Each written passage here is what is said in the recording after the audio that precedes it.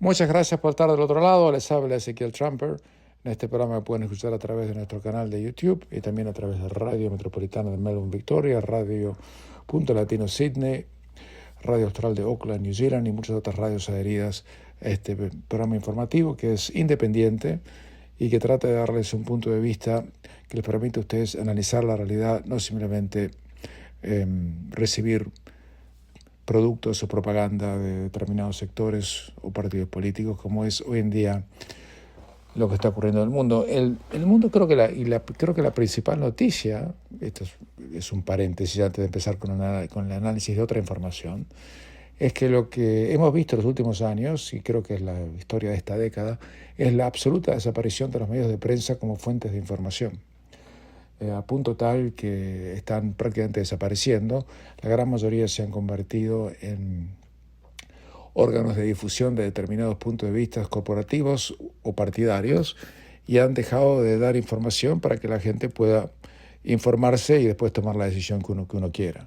Es imposible ser 100% objetivo, todos tenemos nuestro punto de vista, pero lo importante es hacerlo cuando uno da un punto de vista desde las convicciones personales y no haciéndolo respondiendo a los intereses corporativos, ya sean partidarios o ya sean por simpatía o ya sea, en el peor de los casos, que es lo que más ocurre, por necesidad económica, donde los medios de difusión saben que solamente pueden seguir subsistiendo en muchos casos si reciben aportes de sectores privados o políticos que a través de dinero que se le paga por abajo de la mesa, por arriba de la mesa, o por publicidad, que es en realidad en muchos casos pagos encubiertos para que promuevan una determinada línea editorial. Eso ha ocurrido en todos los países del mundo, prácticamente sin excepción, y lamentablemente ha llevado a que incluso los medios públicos, en Gran Bretaña la BBC, en Australia la ABC, y en muchos otros países, en su momento en Argentina la TV pública y muchas otras organizaciones, se han convertido en fondos es la palabra correcta, en fondos de difusión de ideas. En este momento lo que estamos viendo son varias cosas, vamos a hablar de varios temas. Todo el mundo, y más que nada, no solamente en Estados Unidos, pero todo el mundo está esperando el debate del martes a la noche, hora de Estados Unidos, entre la vicepresidenta Kamala Harris y el expresidente de los Estados Unidos, Donald Trump. Se estima que unos 70 millones de personas en Estados Unidos solamente, la audiencia mundial global va a ser muy superior, pero ellos no votan, van a presenciar esto. El debate va a ser difundido por la cadena ABC. Eso significa que la cadena ABC de Estados Unidos, va a ser quien pone el debate en el aire, pero no va a ser la única cadena en el mundo que va a transmitir el debate. No tienen la exclusividad, no tienen los derechos, pero la señal la va a producir la ABC y después va a llegar a todos los demás canales. Interesantemente, la ABC es el órgano de prensa, entre paréntesis, o entre comillas, que más cercano está a la candidata a la vicepresidenta Kamala Harris. La presidenta del consorcio de la gran corporación que tiene la ABC dentro de su cartera de inversiones es íntima amiga de Kamala Harris, no de ahora, hace muchísimo tiempo. Y Kamala Harris no quiso participar en ningún otro debate que no sea ya hecho por la ABC. Muchos dicen que la ABC incluso le va a dar las preguntas por anticipado, no lo sé. No creo que ocurra eso, de ocurrir eso, ya ocurrió en otros casos. No creo que tampoco le sirva demasiado porque las preguntas son bastante obvias y en este debate los candidatos van a tener el derecho a réplica de lo que diga él o la otra candidato o candidata. Y yo creo que eso va a marcar la tendencia de lo que se viene, porque hay mucha confusión. Kamala Harris sigue sin dar ninguna entrevista a nadie. Dio una entrevista que fue simplemente un spot publicitario de 17 minutos más o menos, editado, donde quién sabe lo que dejaron afuera, donde las preguntas eran como si a mí me entrevistara mi madre, en cuanto a la rigurosidad. Entonces, imagínense que nadie puede saber bien quién es. Por otro lado, Trump sigue diciendo cosas bastante insólitas. Él comete el gravísimo error de denigrar a la parte que está enfrente de él. Es un error muy común en política, que no se debe hacer.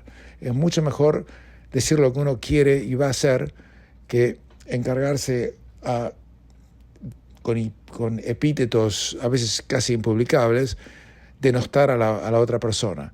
Y lo que hace, al hacer eso, lo que logra es que la prensa repita solamente los epítetos y no ponga al aire lo que él realmente dijo. Porque en realidad lo que Trump quiere hacer es remover la gran cantidad de obstáculos desde el punto de vista impositivos y regulatorios a la producción de petróleo en Estados Unidos, y para eso reducir el precio del petróleo. El precio del petróleo está a $80 el barril, acuérdense que estaba a menos de la mitad cuando era presidente. También quiere bajar los impuestos, Harris quiere subirlos. Él seguramente le recordará a todos los estadounidenses, que son quienes votan, que en términos reales los salarios bajaron casi un 4% durante la administración de Biden con Harris. Eso es el mensaje económico que él tendría que estar dando, y lo da, pero no con la fluidez y con yo diría, el énfasis que se merece. Los mercados de valores la última semana tuvieron su peor semana de todo el año.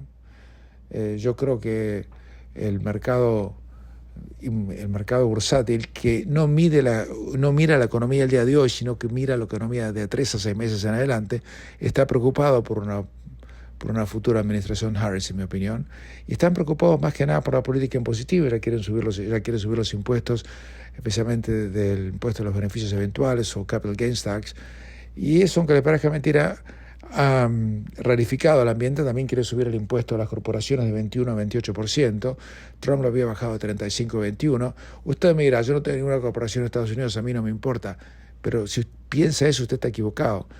Son las corporaciones quienes generan trabajo. Y si los impuestos en Estados Unidos suben del 21 al 28% de las corporaciones, no es que las corporaciones van a decir, bueno, mala suerte, pagamos 7% más de impuestos. No, se van a ir. O van a crear un montón de subsidiarias fuera de Estados Unidos, y va a crear eso empleo fuera de Estados Unidos, no dentro de Estados Unidos. Y eso va a afectar, obviamente, a la economía, porque tiene todo un efecto dominó. Es cuando le dicen, vamos a poner más el impuesto a los ricos, que son apenas el 0,5% de la población.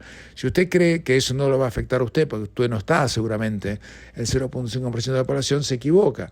Porque esa gente es la que más dinero tiene, la que invierte, la que crea empleo, y si se van con su capital a otros lados, eso significa que va a haber menos empleo, menos trabajo y menos productividad. Y va a haber todavía menos pago de impuestos y va a haber más déficit fiscal.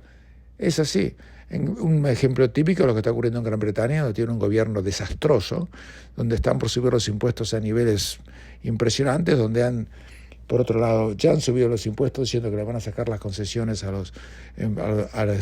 quienes no son británicos y se domicilian allí por un tiempo.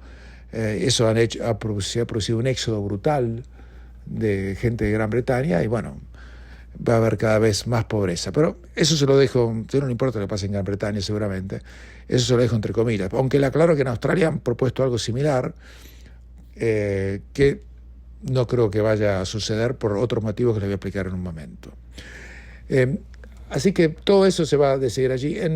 Le puedo contar un montón de chimentos de lo que está pasando en Estados Unidos. El candidato a vicepresidente por Kamala Harris, que se llama Tim Walz, su propio hermano mayor, salió por las redes sociales a decir que no apoya nada de lo que hace su hermano, que él está a favor de Trump, el hermano. Yo realmente, si hubiera sido el hermano, me hubiera callado la boca y no hubiera dicho nada. Pero él se sintió que tenía la necesidad imperiosa de decirle al mundo que no estaba de acuerdo con lo que opinaba, con lo que quería hacer su hermano. Es más, llegó a decir que, bueno, si ustedes lo conocieran a mi hermano, yo no lo pondría a cargo de nada. Bueno, no sé qué habrá pasado en esa familia. Todos sabemos y todos tenemos experiencia, en mi caso profesional, de que entre hermanos y hermanas a veces pasan cosas que uno nunca puede llegar a entender, y mejor no decir más nada, ¿no? Porque hay peleas familiares que muchas veces por celos insospechados o lo que fuese, sobrepasan el raciocinio. Pero más allá de eso, hasta el hermano ha salido a decir todo eso. Kamala Harris, por otro lado, sigue sin decir nada, sigue hablando en discursos donde repite siempre lo mismo, y Trump sigue dando discursos por todos lados, y ya tantos, pero tantos discursos que la prensa no los cubre. El otro día estaba mirando un discurso de que estaba dando Trump en North Carolina, lo cubría solamente una sola red informativa, todo lo demás estaba pasando otra cosa. Eso en realidad me lleva a decir lo siguiente: puede haber elecciones libres, o puede decirse que puede haber elecciones libres en un lugar donde los medios están tan, pero tan parcializados que no se difunde la información a la gente. Porque le aclaro una cosa: para tener una licencia de televisión, uno tiene que adherir a ciertas plataformas regulatorias que le obligan a tener una cierta objetividad. Y el tema fundamental es que estas empresas no tienen esta objetividad y están violando quizás estas normas. Entonces, ¿puede haber una elección libre cuando no hay una difusión libre de ideas? No lo sé. Hacemos una pequeña pausa y cambiamos de tema por completo. Quiero referirme por un momento a lo que está pasando en el país donde viví la mayor parte de mi vida, que se hallaba abajo, cuando termina el mundo, ahí en Australia. Es impresionante el deterioro en el nivel de vida que ha ocurrido, a punto tal que hoy en día el acceso a la vivienda está en su peor momento en más de 3 décadas. Y los australianos tienen que dedicar casi el 50% de sus ingresos para poder pagar las cuotas hipotecarias sobre sus viviendas. Y esto no es un invento mío, sino que es un informe publicado por el Instituto de Agentes Inmobiliarios de Australia, Real Estate Institute of Australia, y dice que este es el peor resultado desde que empezaron a medir esto por allá en la mitad de la década del 90. Y que en los estados de South Australia y de Queensland es aún peor, porque los salarios en esos estados son más bajos que en Melbourne y en Sydney, por ejemplo. Y a nivel nacional, la cuota hipotecaria hoy equivale al 48.1% del ingreso medio familiar, lo que es un aumento del 1.3% en relación al trimestre anterior. La gente no da más, a punto tal que mucha gente en Australia se está yendo, no por la razón porque me fui yo, es otra cosa, sino porque no pueden vivir más ahí, con un ingreso promedio. ¿Dónde se están yendo? No donde vivo yo, se están yendo a los países asiáticos, Tailandia, Malasia, Vietnam, donde pueden vivir muy bien por mucho menos. En el estado de New South Wales, por ejemplo, quienes tienen una vivienda están dedicando un 58% de sus ingresos para pagar los préstamos. Y los salarios de ninguna manera han podido mantener la paridad con el aumento de los precios inmobiliarios. Y incluso es mejor la situación en Melbourne de lo que es hasta en Queensland, en South Australia. Y la gente se está yendo, no dan más. No solamente el costo de la vivienda ha aumentado en forma extraordinaria, eso ha ocurrido en otras partes del mundo también, pero no tanto como en Australia. Yo les quiero dar un ejemplo. Miami, que no es barato en absoluto comparado con otras ciudades de Estados Unidos, yo me puedo comprar un departamento en una zona buena, sin vista al mar, pero una zona buena, con unos 130 metros cuadrados más o menos, por $300,000. Y ustedes saben que por $300,000 en Australia no se compra ni una puerta sin manija. Entonces, lo que ha pasado ahí es una tremenda aberración, responsabilidad de ambos partidos políticos, que viene de hace muchísimo tiempo. Y cuando un partido político, que fue el Partido Laborista, en la elección del 2019 quiso revertir esto, cambiando la distorsión impositiva que hace posible esta barbaridad que les estoy contando, ese partido perdió las elecciones y ganó el inútil de Scott Morrison. Bill Shorten, que en ese momento se presentaba junto con Chris Bowen para esas elecciones, acaba de anunciar su retiro de la política. Bill Shorten va a ser ahora el rector, vice chancellor, como se dice en inglés, de de una universidad y le van a pagar más de $1 millón por año, que es unas 4 veces lo que gana como, o que gana el doble más o menos de lo que ganaba como ministro. O por ahí andamos. Tiene 57 años, tiró la toalla.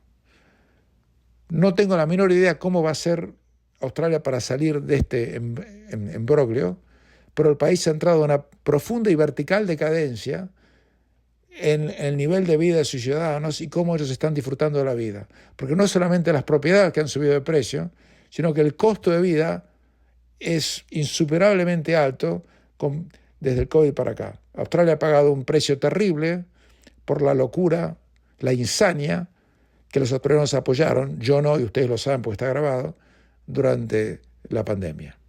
Hacemos una pequeña pausa y continuamos.